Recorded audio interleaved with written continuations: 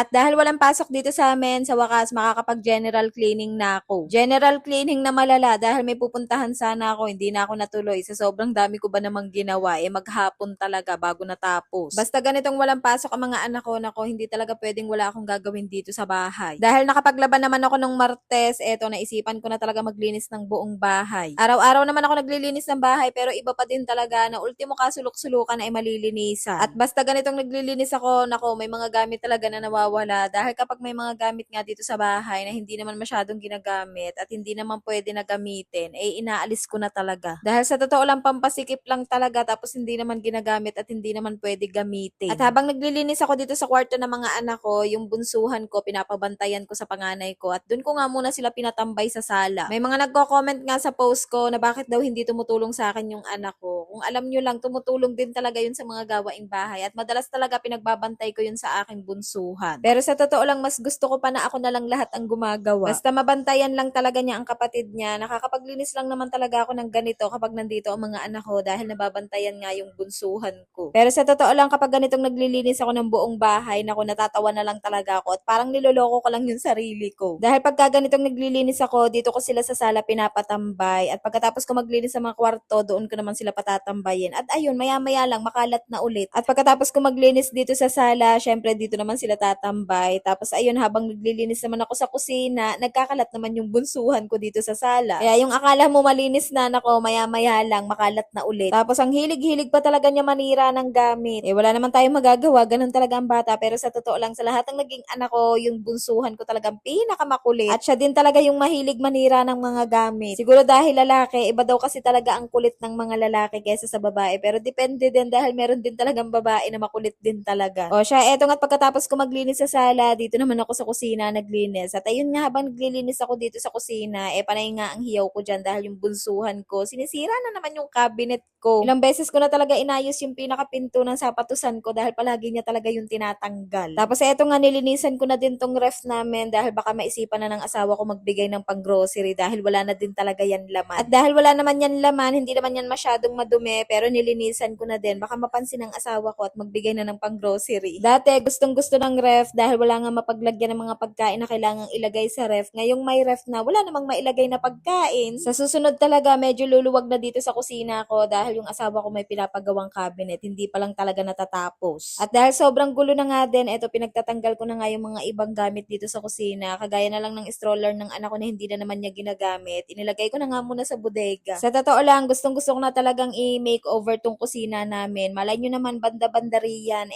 ma-makeover ko na to at mapinturahan ko na. At eto na nga ang pinakahuli kong nilinisan, etong CR namin. At pagkatapos ko nga maglinis ang CR, nagpahinga lang ako ng kaunti. Pagkatapos, naligo naman ako.